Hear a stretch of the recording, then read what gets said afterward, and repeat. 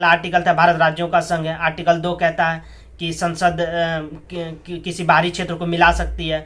Article 3 कहता है कि मिलाए गए क्षेत्र को तोड़ सकती है, उसका नाम चेंज कर सकती है। आर्टिकल 4 कहती है कि राष्ट्रपति के सिग्नेचर की आवश्यकता नहीं है, इसे 368 से बाहर रखा गया है। आर्टिकल 5 कहता है कि आपको नागरिकता कैसे मिलेगी, भारत में जन्म होना चाहिए, माता पिता भारतीय हो, संविधान लागू होने से पहले आप इस देश में रह रहे हो। उसके बाद आर्टिकल 6 कहता है कि पाकिस्तान से आए लोगों को हम लोग नागरिकता देंगे। आर्टिकल 7 कहता है कि भारत से जो पाकिस्तान से वापस गया उसको नागरिकता देंगे।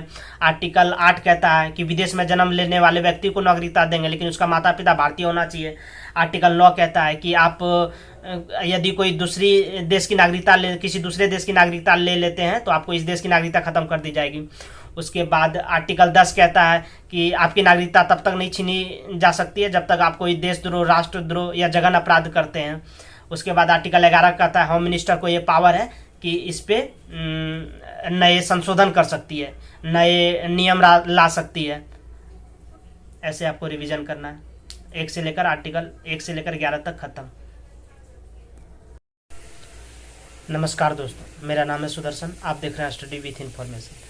आज आपको इस वीडियो में हम आर्टिकल 1 से लेकर 11 तक बताएंगे ही नहीं, आपको याद भी कराएंगे। यदि आप पूरी कंसंट्रेशन के साथ 10 मिनट तक यह वीडियो देख लेते हैं तो यकीन मानिए आपको कभी भी दूसरी बार आर्टिकल 1 से लेकर 11 तक पढ़ने की आवश्यकता नहीं होगी। तो चलिए वीडियो शुरू करते हैं। वर्तमान में हमारे संविधान में 22 भाग, 12 अनुसूचियाँ और 395 आर्टिकल है। इस वीडियो में हम भाग 1 और भाग 2 की चर्चा करेंगे, जिसमें से आर्टिकल 1 से लेकर 11 तक की चर्चा की गई है। भाग 1 में आर्टिकल 1 से लेकर 4 तक है और भाग 2 में आर्टिकल 5 से लेकर 11 तक है। तो आर्टिकल 1 देखते हैं। आर्टिकल 1 कहता है भारत राज्यों का संघ है। इसका परिभाषा बहुत लंबा है लेकिन आप शॉर्ट में आपको याद रह जाएगा। आपको याद रखने के लिए कुछ खास मेहनत करने की ज़रूरत नहीं है, वैसे भी आप लोग को याद रह जाएगा। भारत राज्यों का संघ है। आर्टिकल 1 कहता है भारत राज्यों का संघ है। आर्टिकल 2 कहता है संसद राष्ट्रपति के पूर्व अनुमति पर किसी बाहरी सीमा को अपने अंदर मिला सकती है, इसके लिए राष्ट्रपति से कोई सिग्नेचर की आवश्यकता नहीं है। आर्टिकल 2 कहता है कि किसी बाहरी सीमा को अपने अंदर संसद चाहेगी तो मिला सकती है। जैसे सिक्किम को हमने मिलाया 1975 में 22वां स्टेट के रूप में। तो उसके बाद आर्टिकल 3 कहता है कि संसद राष्ट्रपति से पूर्ण अनुमति पर किसी एरिया को जो राज्य हमारे यहाँ है उसका नाम चेंज कर सकती है, या फिर उसके सीमा में चेंजेस ला सकते हैं, उसको विभाजित कर सकती है। आर्टिकल 4 कहता है कि आर्टिकल 2 और 3 के लिए इसे 368 से बाहर रखा गया है। इसको समझते हैं। 368 में एक्चुअली संशोधन की बात की गई है। तो संशोधन के लिए लोकसभा और राज्यसभा, उसके बाद राष्ट्रपति, क्योंकि संसद के 3 अंग हैं, पहले लोकसभा, राज्यसभा और राष्ट्रपति तीनों से पारित होगा तब भी कोई चीज़ में संशोधन होता है। तो लेकिन अगर किसी बाहरी क्षेत्र को मिला रहे हैं या फिर अपने एरिया को तोड़ रहे हैं, उसके लिए हमको राष्ट्रपति के सिग्नेचर की आवश्यकता नहीं होती है। इसलिए आर्टिकल 4 स्पष्ट कहता है कि इसे 368 से बाहर रखा गया है। उसके बाद भाग 2 देखते हैं। भाग 2 5 से 11 तक होता है। इसमें मूल रूप से नागरिकता की बात की गई है। भाग 2 का मतलब आर्टिकल 5 देखते हैं। आर्टिकल 5 कहता है कि आपको नागरिकता कैसे मिलेगा, है ना। आपको नागरिकता कैसे मिलेगा? आपका जन्म यदि इस भारत में हुआ है तो आपको भारत की नागरिकता दी जाएगी। यदि आपके माता पिता भारतीय हों तो आपको भारत की नागरिकता दी जाएगी। और इसके बाद यदि आप इस देश के नहीं हो, फिर भी आप आज़ादी से संविधान लागू होने से पहले अगर इस देश में रह रहे हों तो आपको इस देश की नागरिकता दी जाएगी। ठीक है।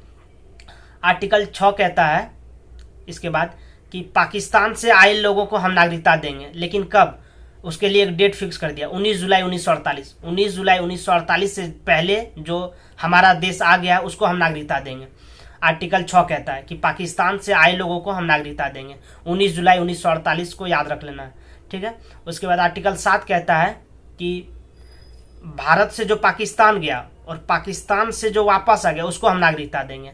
लेकिन एक डेट फिक्स कर दिया इसके लिए भी, 1 मार्च 1947 के बाद जो पाकिस्तान गया और पाकिस्तान से फिर वापस इंडिया आ गया उसको भी नागरिकता देंगे। तो फिर आप लोग सोचेंगे कि वापस क्यों आ जाएगा वो, है ना। तो बहुत सारे लोग जो यहाँ पे पहले रहते थे उनका मानना था क्या पता जब देश विभाजित हो उस वाले क्षेत्र में हम अच्छे से शांति से रहें, यहाँ पे उन लोग को पसंद नहीं आ रहा, है ना। तो फिर ये इन सब कुछ बातों को सोचकर कुछ लोग इस एरिया को छोड़कर पाकिस्तान वाले पोर्शन पे चले गए। बट जब वहाँ पे इससे ज़्यादा बदतर ज़िंदगी जीने लगे तो फिर वो लोग वापस आना उनकी इच्छा हुई कि चलो नहीं, हम जिस एरिया में थे, हम भारत वाले क्षेत्र में थे तो वहीं चलते हैं। तो फिर संविधान में आर्टिकल 7 में कहता है कि भारत से जो पाकिस्तान गया और पाकिस्तान से फिर वापस आया हम उसको नागरिकता देंगे।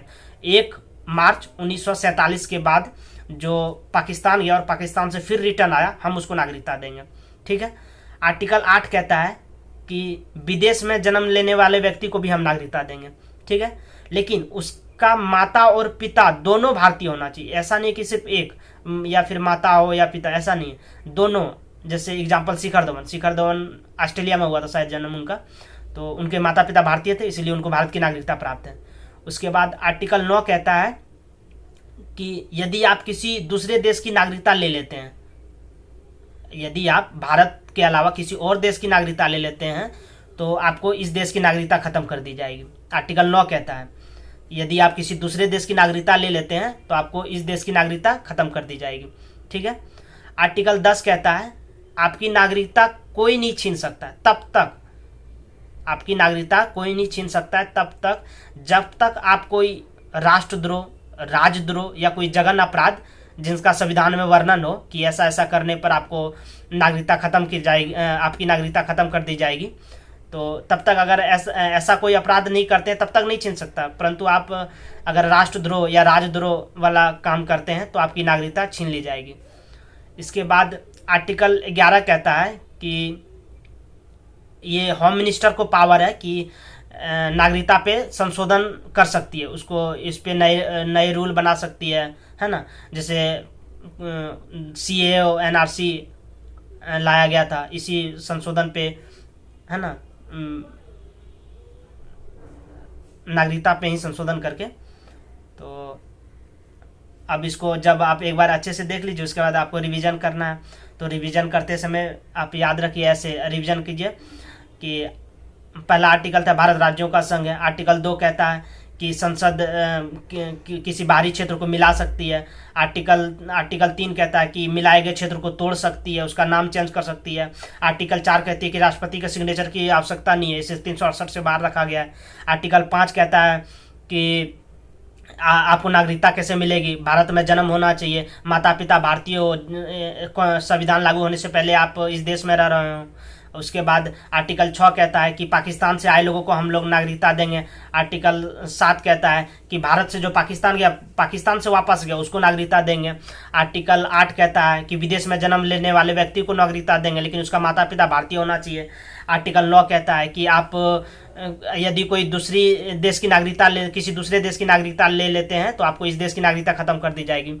उसके बाद आर्टिकल 10 कहता है कि आपकी नागरिकता तब तक नहीं छीनी जा सकती है जब तक आप कोई देशद्रोह, राष्ट्रद्रोह या जघन्य अपराध करते हैं। उसके बाद आर्टिकल 11 कहता है होम मिनिस्टर को ये पावर है कि इस पे नए संशोधन कर सकती है, नए नियम ला सकती है। ऐसे आपको रिवीजन करना है, आर्टिकल 1 से लेकर 11 तक खत्म। आशा करते हैं आर्टिकल 1 से लेकर 11 तक आपको याद हो गया होगा। यदि आर्टिकल 1 से लेकर 11 तक याद हो गया है तो वीडियो को लाइक कीजिए, शेयर कीजिए एंड सब्सक्राइब कीजिए। धन्यवाद।